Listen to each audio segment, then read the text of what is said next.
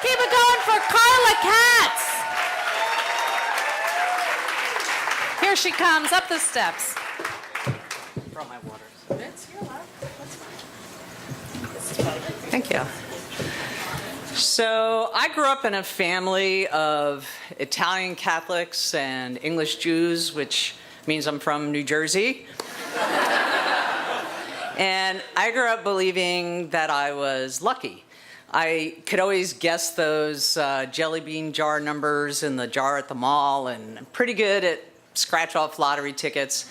And I have awesome parking karma, which in Hoboken, where I live, is a pretty big fucking deal.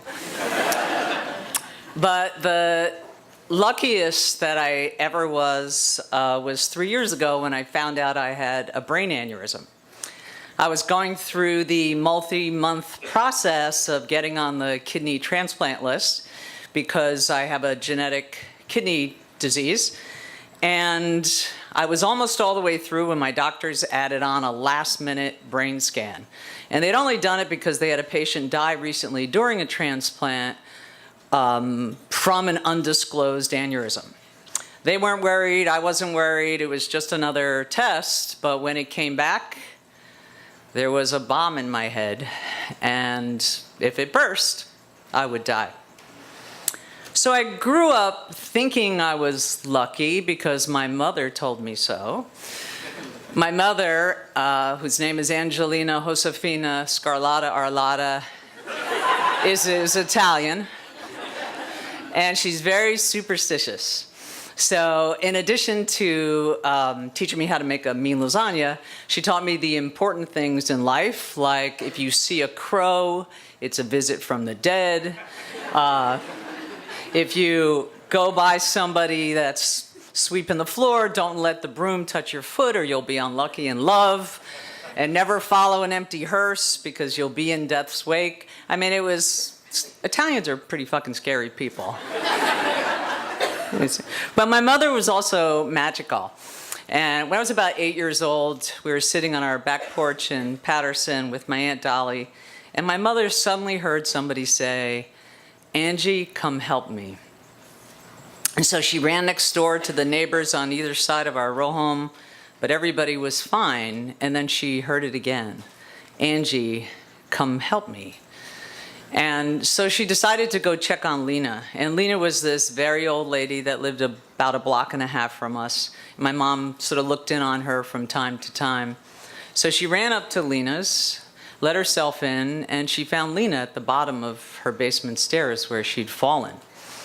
And when she went to her, Lena touched her on the arm and said, "Did you hear me? I called for you. I said, Angie, come help me." And it was stories like Lena's that made me grow up believing the impossible was possible. It sort of sourced my resilience. And, you know, how amazing was it that someone could hear your need and magically come save you?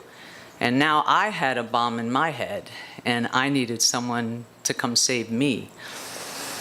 But I didn't want spirits or magic. I wanted hard, cold science. I wanted first, second, and 10th opinions, and I did an exhaustive search, and I landed with Dr. Howard Rena, neurosurgeon at NYU, and I liked him because he was sort of like a big bear of a guy, and he also told like dumb dad neuroscience jokes like what is a sleeping brain's favorite rock band?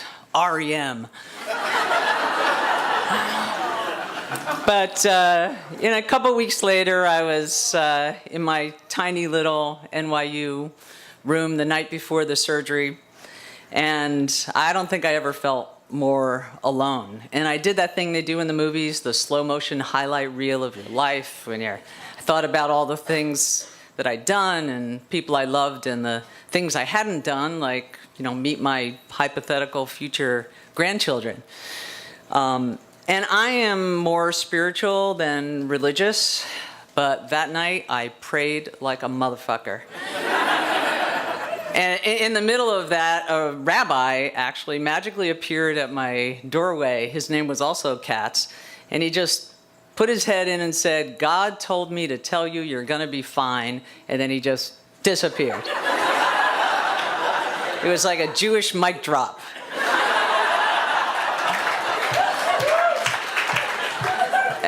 And, I went to bed thinking I just want to wake up. And in the morning when they wheeled me to surgery, that was my mantra, wake up. Spoiler alert, I survived. And 3 months later, I had life-saving surgery, the sequel, the kidney transplant, thanks to the extraordinary generosity of a good friend I met in law school that gave me a body part. And I didn't tell my mother, who now was 80, about either of the surgeries because she had just had a stroke and I was afraid that worrying about me would give her another one. But when everything was passed and I finally told her, she said that she already knew. And she said she wasn't worried at all because she knows that I'm lucky. Thank you.